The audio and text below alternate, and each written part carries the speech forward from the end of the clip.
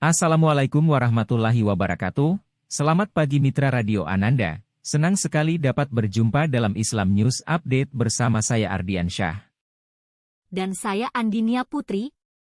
Sejumlah informasi seputar dunia Islam akan hadir menemani ruang dengan Anda. Berikut informasi selengkapnya.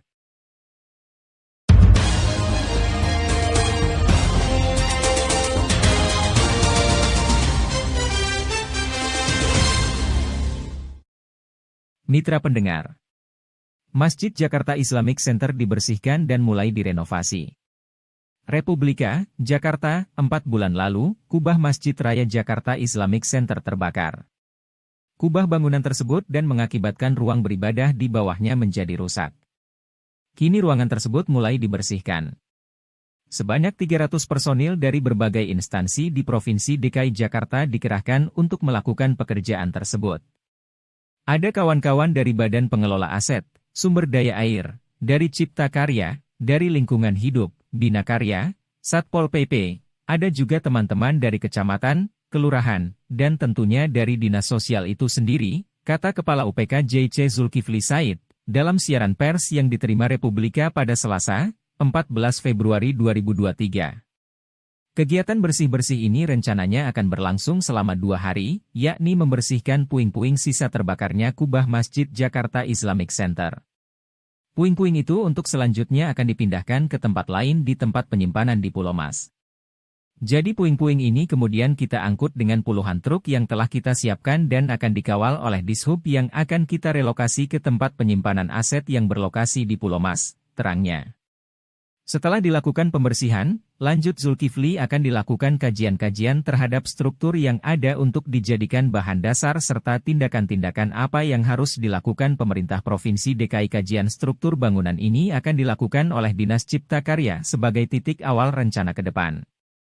Apakah akan direnovasi? Siapa yang bertanggung jawab? Siapa yang akan mengusulkan anggaran? Siapa pengendali teknis dan selain sebagainya, terangnya.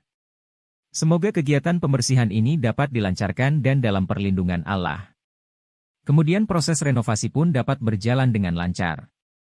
Tentunya setelah kita bersihkan, ada kajian, kemudian akan dilakukan renovasi ulang, maka umat Islam di seluruh Indonesia bisa kembali menempati masjid, memanfaatkan fasilitas masjid ini untuk kegiatan ibadah maupun kegiatan-kegiatan keagamaan lainnya, terangnya.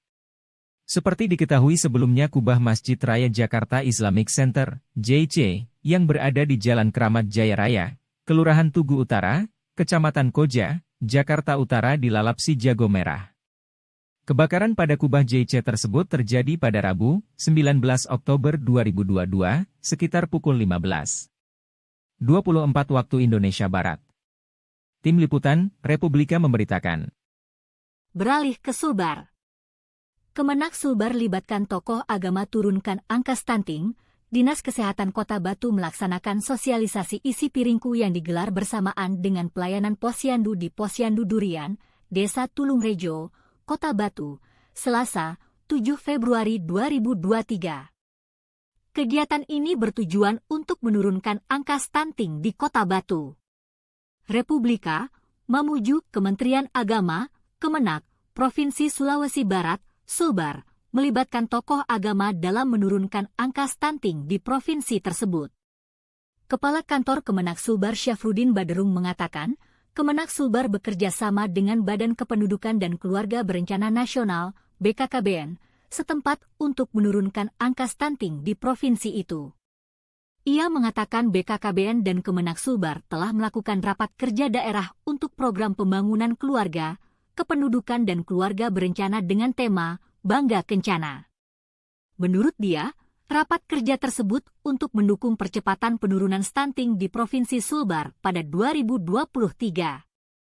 Dengan kegiatan tersebut, diharapkan terjadi sinergi agar mampu memecahkan persoalan dan menurunkan angka stunting yang ada di provinsi ini, katanya di Mamuju beberapa hari lalu. Ia mengatakan, tokoh agama dan tokoh masyarakat akan dilibatkan dalam pelaksanaan intervensi stunting di lapangan agar dapat ditekan. Rencana kerja penurunan stunting diharapkan dapat dilaksanakan di seluruh kabupaten, kecamatan dan desa melalui intervensi, ujarnya. Ia berharap pelaksanaan penurunan stunting dapat tepat sasaran. Stunting di Sulbar mencapai 33,8% atau sebanyak 699 anak berdasarkan hasil studi status gizi, SDG. Menurut dia, kabupaten dengan prevalensi stunting tertinggi di Sulbar adalah Kabupaten Polman mencapai 36%, disusul Kabupaten Majene mencapai 35,7%. Tim Liputan, Republika memberitakan. Kita beralih ke Sulawesi Utara. Kemenak sulut sosialisasi pencegahan kekerasan seksual di sekolah. Republika, Manado, Kementerian Agama, Kemenak, gencar melakukan sosialisasi penanganan serta pencegahan kekerasan seksual di sekolah, di kota-kota Mobagu, Provinsi Sulawesi Utara, Sulut.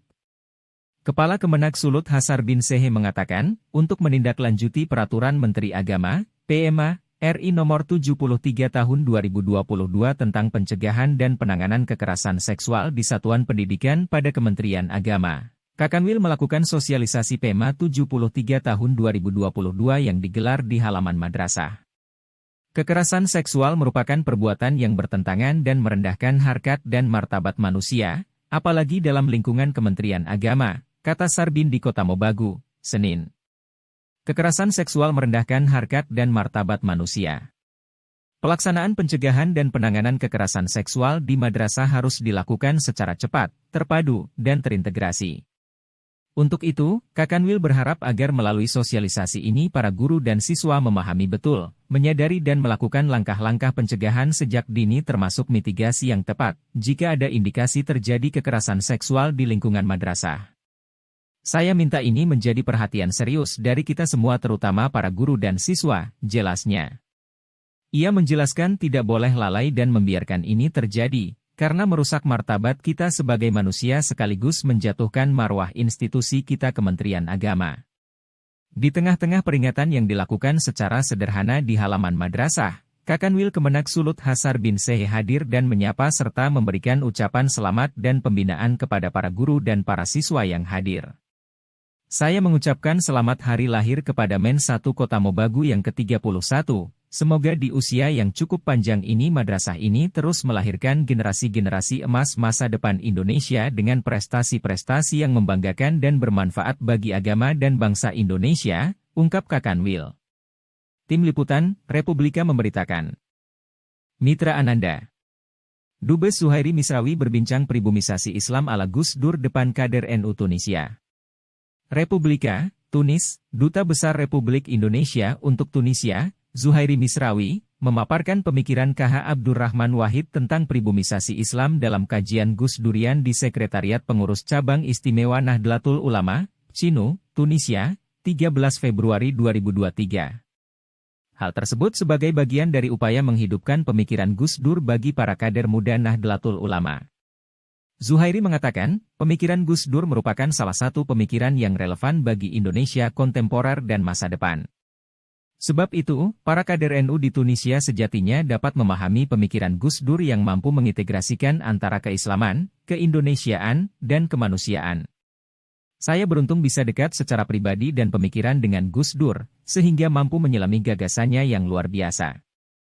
Para kader muda NU yang tampil saat ini mengabdi pada bangsa dan negara, pada hakikatnya adalah anak-anak ideologis Gus Dur, ungkap Dubes RI yang akrab dikenal sebagai cendekiawan Nahdlatul Ulama ini. Dubes Zuhairi juga menegaskan pentingnya setiap kader NU untuk menyelami dan memahami gagasan pribumisasi Islam ala Gus Dur. Dia menambahkan, pribumisasi Islam merupakan cara pandang dan perspektif agar Islam dipahami dalam konteks kebudayaan Nusantara serta mampu mengukuhkan visi kemanusiaan kita. Sebab itu, menurut Zuhairi, kita harus mempunyai kearifan dalam memahami teks-teks keagamaan dengan mempertimbangkan tradisi dan kearifan lokal. Pada puncaknya, pribumisasi Islam bermuara dalam rangka mewujudkan kemaslahatan bersama. Dalam konteks tersebut, Islam harus sejalan dengan nilai-nilai kemanusiaan yang akan mampu menguatkan persaudaraan dan perdamaian. Dalam konteks tersebut, pemikiran Gus Dur merupakan gagasan penting dalam membangun Indonesia di masa kini dan masa mendatang, bahkan dalam membangun peradaban dunia, tutur dia. Sebelumnya, Zuhairi juga menghadiri peringatan 1 abad NU dan Istighotsah Kubra pengurus cabang istimewa Nahdlatul Ulama, Cino, Tunisia. Zuhairi menyampaikan, dalam perjalanan 1 abad, NU telah membangun fondasi pemikiran dan jejak perjuangan yang sangat kokoh. Sebab itu, NU telah berperan dalam membangun Indonesia dan dunia. Dia mengatakan, dalam 1 abad, NU telah melakukan karya dan kerja besar bagi Indonesia dan dunia. Gerakan di masa-masa awal melalui Tashwirul Afkar, Nahdlatul Watan, dan Nahdlatul Tujar telah menginspirasi sebuah gerakan yang komprehensif, karena menggabungkan antara gerakan pemikiran, gerakan kebangsaan, dan gerakan ekonomi. Dalam kacamata Ibnu Khaldun, NU sejak awal lahir dan hadir untuk membangun peradaban, ujar dia. Dubes Zuhairi menggarisbawahi bahwa NU sangat siap menyongsong abad kedua dengan karya dan kerja yang lebih besar. Karenanya, dibutuhkan kerjasama dan kolaborasi, baik di antara sesama warga NU dan seluruh komponen bangsa, bahkan warga dunia. Dia menyatakan dengan modal teologis, sosiologis, dan kultural, NU sangat siap untuk menyongsong abad NU dengan karya dan kerja yang lebih besar lagi. Sebab itu, dibutuhkan kader-kader dan generasi muda yang cerdas, tangguh, ulet, dan mempunyai jiwa pengabdian. NU harus berperan lebih besar dalam membangun Indonesia dan dunia. Jika NU maju, Indonesia akan maju, dan pada akhirnya dunia akan maju dan penuh kedamaian, tutur dia. Setelah kajian berlangsung, seperti biasanya, Dubes Zuhairi Misrawi menyediakan santap makan malam bersama para mahasiswa Indonesia di Tunisia untuk memupuk kebersamaan dan solidaritas sesama WNI. Tim Liputan, Republika memberitakan. Mitra pendengar. Amanah Takaful salurkan bantuan untuk gempa Turki. Amanah Takaful melalui bendera Amanah Humanity Response, AHR. Amanah Global meluncurkan program Emergency Response untuk membantu korban terdampak gempa di Turki. Republika, Jakarta merespons gempa 7 magnitudo yang terjadi di Turki dan Suriah. Amanah Takaful menjalankan misi kemanusiaan menyalurkan amanah masyarakat Indonesia dengan mendistribusikan bantuan darurat ke lokasi bencana khususnya para korban gempa di Turki. Amanah Takaful melalui bendera Amanah Humanity Response, AHR. Amanah Global meluncurkan program Emergency Response untuk membantu korban terdampak gempa di Turki. Alhamdulillah kami telah menyalurkan bantuan berupa pangan dan medis. Salah satunya ke kota Antakya yang merupakan salah satu kota terdampak paling parah di Turki, ujar Ade Abdurrahman selaku Direktur Amanah Takaful, melalui rilis, Selasa, 14 Februari 2023. Dilansir AFP, Senin, 13 Februari 2023, Otoritas Turki Disaster and Emergency Management Authority, AFAD, mengkonfirmasi total korban akibat gempa berkekuatan 7 magnitudo di Turki yang terjadi Senin lalu telah mencapai 179 jiwa. Sebanyak 605 orang tewas di Turki dan 574 di Suriah, 278 orang menjadi korban luka di Turki, 234 orang korban luka di Suriah dan diprediksikan korban masih akan terus bertambah. Belum lagi dampak kerusakan yang terjadi pun cukup parah dengan kerusakan berat yang tercatat sebanyak 921 rumah rata dengan tanah bahkan PBB menyebut sebanyak 3 juta orang telah kehilangan tempat tinggal di Suriah saja. Serta memberikan peringatan setidaknya 870.000 orang sangat membutuhkan makanan panas di seluruh Turki dan Suriah karena saat ini sedang menghadapi musim dingin. Presiden Turki Recep Tayyip Erdogan mengumumkan keadaan darurat selama 3 bulan di 10 provinsi yang dilanda gempa besar yang telah merenggut ribuan nyawa. Hingga saat ini petugas penyelamat lokal dan internasional terus berjibaku melakukan pencarian korban mengingat banyaknya bangunan yang runtuh akibat guncangan gempa dan mendistribusikan kebutuhan mendesak untuk para korban-korban seperti makanan, selimut, pakaian hangat hingga tenda di tengah musim dingin yang mengancam masyarakat. Dalam penyaluran bantuan untuk masyarakat yang terdampak bencana di Turki, Amanah Takaful terus berkoordinasi dan berkolaborasi dengan otoritas setempat, perwakilan Indonesia serta NGO setempat agar bantuan dari masyarakat Indonesia dapat segera tersalurkan secara merata, kata Ade. Ia menambahkan, Amanah Takaful juga turut mengajak seluruh lapisan masyarakat Indonesia untuk turut peduli dan berbagi untuk kemanusiaan. Membantu mereka yang terdampak dengan menyalurkan donasi secara langsung atau melalui kanal donasi online di Amanah Takaful. Orang, ujarnya. Tim Liputan, Republika memberitakan. Mitra Ananda. Kemenak, Ketahanan Keluarga Cegah Persoalan Perceraian hingga KDRT dalam Pernikahan, Kasubdit Bina Keluarga Sakinah Kemenak, Agus Suryo Suripto, pada acara bimbingan teknis, BIMTEK, Instruktur Bimbingan Perkawinan, BIMWIN, Provinsi Angkatan 1 di Jakarta, Senin, 13 Februari 23, Republika, Jakarta, Kementerian Agama, Kemenak, menargetkan ketahanan keluarga meningkat setiap tahunnya. Dengan meningkatnya ketahanan keluarga, maka persoalan stunting, perceraian, KDRT, hingga perkawinan anak akan menurun. Hal itu ditegaskan Kasubdit Bina Keluarga Sakinah Kemenak, Agus Suryo Suripto, pada acara bimbingan teknis, BIMTEK, Instruktur Bimbingan Perkawinan, BIMWIN, Provinsi Angkatan 1 di Jakarta, Senin, 13 Februari 23. Kegiatan ini merupakan ikhtiar Kemenak untuk mencapai target tersebut, peningkatan ketahanan keluarga, yaitu dengan menyiapkan instruktur bimbing profesional dan berkualitas, ungkap Suryo. Sehingga, lanjutnya, 80 calon instruktur yang mengikuti BIMTEK harus menjadi pelatih dan fasilitator di daerahnya masing-masing. Oleh karena itu, Suryo meminta peserta dapat mengikuti kegiatan BIMTEK dengan serius. Menurut Suryo, BIMTEK juga merupakan upaya merealisasikan rencana sertifikat BIMWIN sebagai salah satu syarat pendaftaran nikah. Suryo mengaku, pihaknya sedang dalam proses merevisi PEMA nomor 20 tahun 2019 tentang pencatatan pernikahan. Kita sekarang dalam proses merevisi PEMA nomor 20 tahun 2019 tentang pencatatan pernikahan.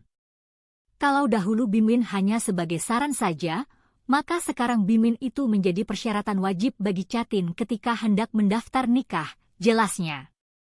Suryo juga memastikan, layanan BIMWIN yang tersedia di KAWA digelar sesuai jadwal. Ia juga mengatakan, layanan BIMWIN bagi Catin tidak dikenakan biaya. Pasangan calon pengantin bisa mengikuti layanan BIMWIN yang digelar di KAWA sesuai dengan jadwal yang tersedia secara gratis, pungkasnya. Tim Liputan, Republika memberitakan. Masih di Islam News Update. BMH Mahasiswa UIN Peduli gelar aksi galang dana untuk korban gempa Turki dan Suriah. Laznas BMH bersama komunitas UIN Peduli mengadakan aksi galang dana untuk korban gempa Turki dan Suriah di Banjarbaru, Senin, 13 Februari 2023, Republika. Jakarta merespons musibah gempa yang mengakibatkan kerusakan luas dan korban jiwa belasan ribu orang di Turki dan Suriah. Laznas BMH menjalin aksi bersama galang dana masyarakat dengan komunitas mahasiswa UIN Peduli yang dilangsungkan di lampu merah Jalan Roulin dan Jalan Karangrejo, Kota Banjarbaru, Kalimantan Selatan, Senin, 13 Februari 2023. Aksi galang dana ini kami gelar atas inisiasi adik-adik mahasiswa yang terhimpun dalam komunitas mahasiswa UIN Peduli. Saat aksi galang dana ini kami jalankan, sambutan dan antusiasme masyarakat di jalan luar biasa, terang Kepala BMH Perwakilan Kalimantan Selatan, Mursalin Ukasya. Seperti diungkapkan oleh pengguna jalan, Haji Supian. Saya sangat senang sekali aksi ini, karena bisa membantu saudara-saudara kita di sana yang sedang ditimpa musibah, tuturnya. Aksi yang juga telah mengantongi izin pihak berwenang itu berlangsung aman dan lancar.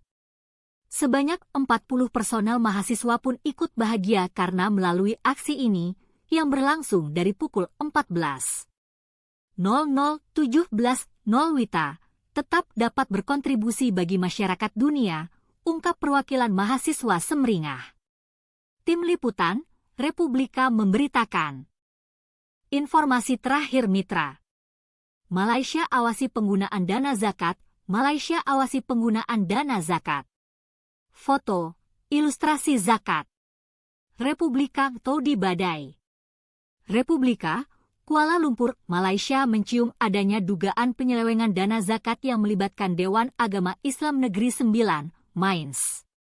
Menanggapi hal tersebut, Komisi Anti Korupsi Malaysia, MACC pun angkat bicara dan memastikan bahwa kasus dugaan penyelewengan dana zakat yang melibatkan Mainz ini akan dikaji untuk mempelajari bukti-bukti yang ada. Direktur Senior Investigasi MACC, Datuk Seri Hishamuddin Hashim mengatakan, berkas investigasi telah diserahkan kembali kepada Wakil Jaksa Penuntut Umum dan instruksi telah dikeluarkan untuk melakukan penyelidikan lebih lanjut atas masalah yang timbul. MACC ingin mengklarifikasi bahwa kasus tersebut dibuka dan diselidiki pada 2019 dengan fokus pada masalah korupsi dan penyalahgunaan kekuasaan, katanya dalam sebuah pernyataan, dilansir dari bernama, Selasa, 14 Februari 2023. Pada 9 Februari, Direktur MACC Negeri 9 Aukop Ahmad Taufik Putra Auk Ismail mengatakan bahwa tidak ada unsur korupsi yang ditemukan terkait dugaan penyalahgunaan dana zakat yang melibatkan Mainz Zakates dan BHD di bawah Undang-Undang MACC 2009. Ketua Mainz Datuk Seri Abdul Aziz Syekh Abkadir juga pernah mengeluarkan pernyataan membantah fitnah di media sosial terkait penyelewengan uang zakat di Negeri 9. Sebelumnya, fitnah sempat viral di aplikasi Telegram yang menuduh Mainz menyelewengkan uang zakat. Tim Liputan, Republika memberitakan. Terima kasih telah mendengarkan Islam News Update. Nantikan Islam News Update berikutnya. Saya Andinia Putri. Dan saya Ardiansyah. Terima kasih, sampai jumpa, dan wassalamualaikum.